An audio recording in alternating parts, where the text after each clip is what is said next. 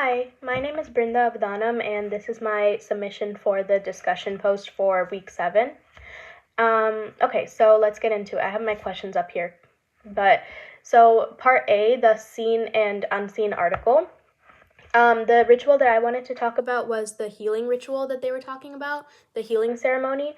I think that it was very interesting how it was a community-based thing, and they treated like one person with one individual illness was not taken as one physical ailment. It was kind of like seen as a spiritual imbalance in the entire community, which I thought was really cool and interesting.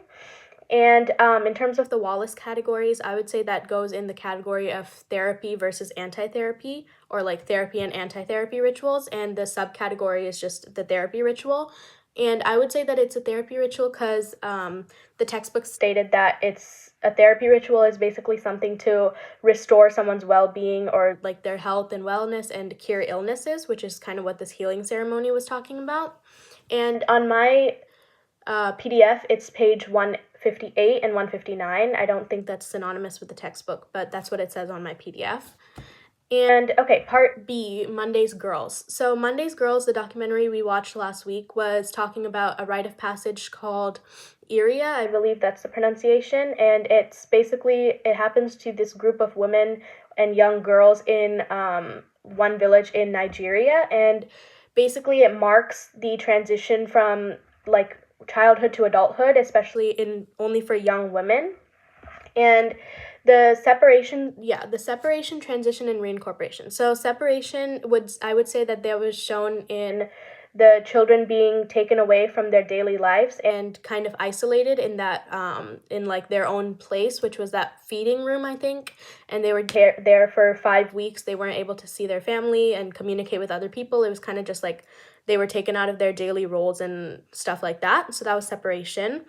Transition, it was kind of like this weird liminal stage where they weren't children and they're not adults yet, but they're like on their way. So during the transition, I would say this was when they had to do the body paint ritual. They had to just eat and learn about the songs and the dances and all sorts of things like that. And then finally, reincorporation was when after those 5 weeks, they came back into society as like fully grown women. They were eligible for marriage. They were eligible for adult responsibilities. They were celebrated. There was a huge festival, stuff like that. As for my feelings about the documentary, I have pretty mixed feelings. On one end, I'm really happy I got to see it because I had no idea there were rituals like this that were going on. Like, it was very enlightening for me to see that there were cultures like this where like women would do these sorts of like rites of passage in order to get eligible for marriage. I didn't know that was a thing. On the other hand, I was very shocked to learn that women had to change their bodies and appearances in order to be eligible for marriage and to like look plumper. I didn't know body like image was that important of a thing in some cultures, especially to the point where you have to be in a 5-week like feeding room and get plumper before marriage. That kind of that definitely shocked me, but I won't say that was like something that I thought was like weird or abnormal. I'm definitely in no place to judge because it's not my culture.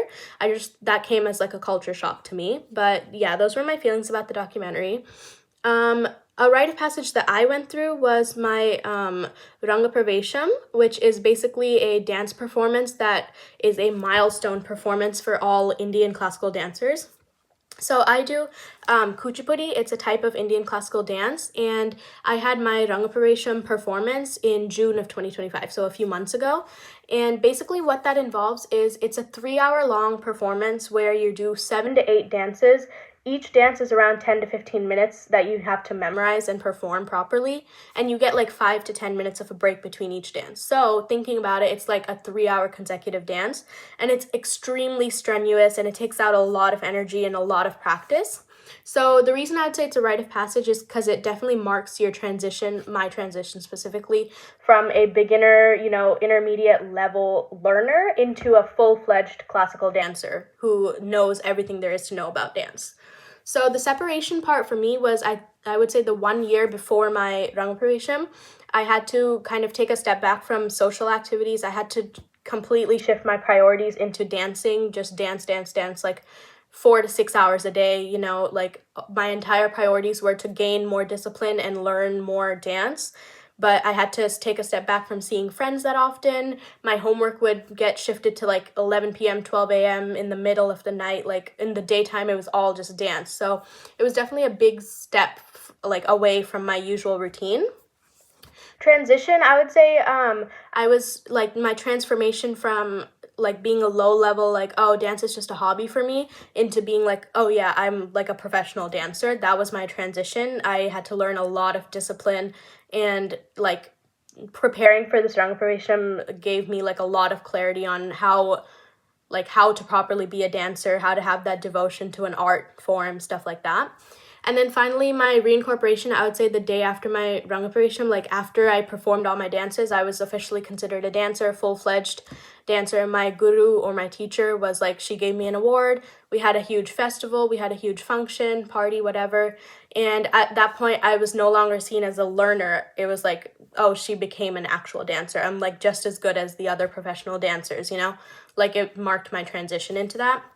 My thoughts on that rite of passage, I absolutely loved my rangparation. Like there was no notes I could possibly give you about like how I didn't like it. All the stress, all the long nights of like rehearsal, all the sweat, the tears, everything paid off. The second I finished those dances, I had been on like a high that I don't even know how to describe. Like I was on cloud nine. There was nothing that could have made me like come back down. Like the confidence that I had after mastering those 7 to 8 dances, it was out of this world. So I definitely, like, it was such a fun rite of passage for me. Thank you.